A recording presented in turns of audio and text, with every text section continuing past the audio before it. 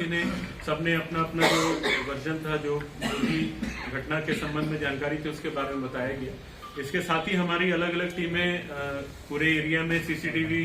कैमरे का जो भी अवलोकन था वो करने के लिए लगी हुई थी। कुछ टेक्निकल इनपुट्स के लिए साइबर सेल की 2 टीमें काम कर रही थी और फील्ड पे हम लोग सूचना संकलन के लिए 3-4 टीमें अलग अलग जगह पे लगा करके रखे हुए थे। तो जब प्रारंभिक तौर पे सबका स्टेटमेंट लिया गया और उसके बाद जब इनको टेक्निकल जो इनपुट्स हमारे होते हैं साइबर सेल के, उसके साथ मैच किया गया तो कुछ हम लोगों को विरोधाभास लगा स्टेटमेंट्स में। और साथ ही साथ जब मृतिका का कॉल डिटेल और इनके ड्राइवर का कॉल डिटेल देखा गया तो कुछ संदिग्ध लोगों की उसमें पहचान हुई। इनमें से संदिग्धों की तस्दीकी करने के लिए अलग अलग टीमें बनाई गई और सबके बारे में पतासाजी की गई। एक व्यक्ति जो था जोसेफ नाम का, जोसेफ कश्यप, उसकी उपस्थिति उस एरिया में घटना के एक दिन पहले से और उसके कुछ दिनों पहले से लगातार दिख रही थी और अमूमन उसके पहले मतलब 20-25 दिन पहले से उसकी कोई भी वहां पे उपस्थिति नहीं दिखी थी। तो थोड़ा उसका वहां पे लगातार उपस्थित होना हम लोगों को संदिग्ध लगा। और घटना के दिन जिस समय घटना हुई है उस पूरी रात उसका मोबाइल बंद दिखा, तो हम लोगों को और ज्यादा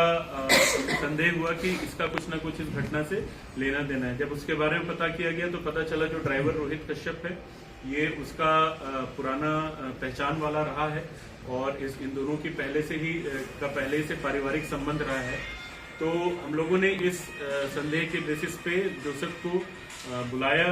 जोसेफ को पूछताछ के लिए अपने पास बुलाया और जब उससे पूछताछ की गई, उसकी जब कहानी सुनी गई उसमें भी काफी सारी चीजें हमको अपने जो फाइंडिंग थी उससे अलग लगी। तो थोड़ी कड़ाई से फिर उससे पूछताछ की गई। जब कड़ाई से पूछताछ की गई तो फिर फाइनली उसने ये घटना कारित करना कबूल किया। उसने बताया कि वो अपने 3 साथियों के साथ मिलकर के, जिसमें रोहित जो है वो मास्टरमाइंड है, रोहित जो इनका ड्राइवर था वो मास्टरमाइंड था, इन लोगों ने मिल करके ये पूरे घटना को प्लान किया और 1 तारीख की रात को इस घटना को अंजाम दिया। पूरा घटनाक्रम इस तरीके से है कि रोहित क्योंकि वहां पे ड्राइवरी का काम करता था और पूरे घरेलू कामों में भी मदद करता था, तो उसको घर की पूरी जानकारी थी। साथ ही साथ इनकी गतिविधियों की भी जानकारी थी कि ये हमेशा जनरली अकेले रहती हैं और अगर कुछ भी इस तरह की घटना कारित करना है तो घर पे आराम से